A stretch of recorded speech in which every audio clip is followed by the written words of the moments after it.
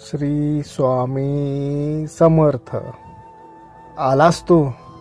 अरे आम्हाला माहीतच होतं रे, तू आमच्याकडे येणारच.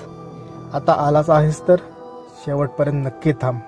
हा संदेश शेवटपर्यंत ऐक. मी पाहत आहे तू हा संदेश शेवटपर्यंत ऐकत आहेस की नाही. तू शेवटपर्यंत थांबला आहेस का नाही हे मी पाहत आहे. आमचं सर्वांकडे लक्ष असतं. असे तुम्ही आमच्या संपर्कात येण्यापूर्वी खूप अगोदरपासूनच आमचं तुझ्यावर लक्ष असतं. आम्हाला सर्व काही माहीत असतं. आमच्यापासून काहीही लपलेलं नाही. तू आमच्याकडे का आलेला आहेस हे देखील आम्हाला माहीत आहे. तू सांगायची सुद्धा काही गरज नाही आहेस. तुझ्या आयुष्यातील सुख आणि दुःख दोन्ही आम्हाला माहीत आहे. कोण आमची मनापासून श्रद्धा करतं आणि कोणाची श्रद्धा ही वरवरची आहे हे सर्व आम्हाला माहीत असतं. अरे आम्हाला सर्व काही दिसतं.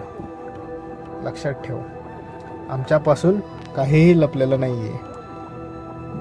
जीवन हे एक सुंदर असा प्रवास आहे. प्रत्येकाने तो आनंदात जगायचा असतो.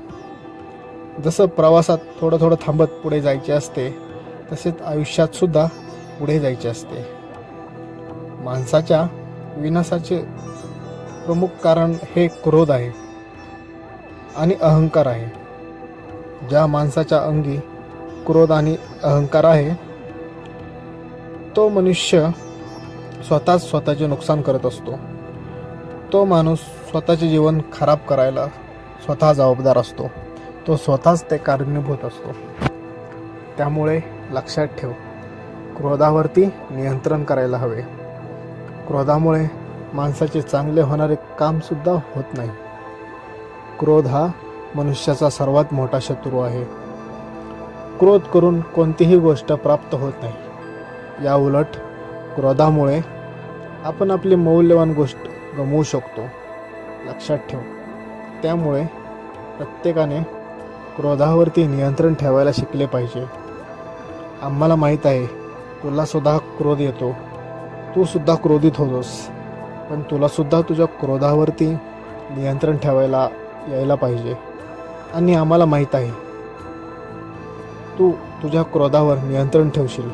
तू तुझ्या क्रोधावरती नियंत्रण मिळवशील. मला तुझ्याकडून काहीतरी हवे आहे. तू देशील ना? मला खात्री आहे तू मला नाही म्हणणार नाहीस. तू मला देशील.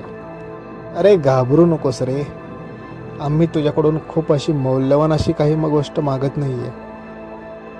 आम्हाला तुझ्याकडून फक्त एवढा विश्वास आणि वचन पाहिजे की तू यापुढे क्रोधित होणार नाहीस आणि क्रोधातून काही चुकीचा निर्णय घेणार नाहीस. कारण होत्याचं नव्हतं करण्यासाठी क्रोध हा पुरेसा आहे. लक्षात ठेव.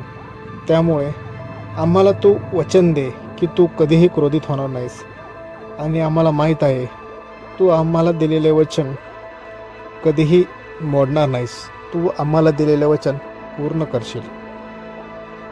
आमचा तुझ्यावरती विश्वास आहे. आम्हाला माहीत आहे तू चुकीच्या मार्गावर कधीही जाणार नाहीस. तू तुझ्या क्रोधावरती नियंत्रण नक्की मिळवशील. तू दिलेलं आम्हाला वचन तू स्वतः पाळशील. लक्षात ठेव, आमच्यापासून काही लपलेलं नाही. आम्ही सर्व काही पाहत आहोत. त्यामुळे तू तुझे वचन पाळत आहेस की नाही हे आम्ही पाहत आहोत.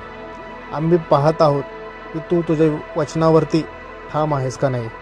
आम्ही तुझ्यावरती लक्ष ठेवून आहोत. तू तुझा दिलेला शब्द पाळतोस की नाही ते आम्ही पाहत आहोत. लक्षात ठेव. अरे बाळ आहेस तो आमचा. आम्ही तुला कधीच काही होऊ देणार नाही. बाळ आहेस तो आमचा. आम्ही तुला कधीच काही होऊन देणार नाही. भिवू नकोस. मी तुझ्या पाठीशी आहे.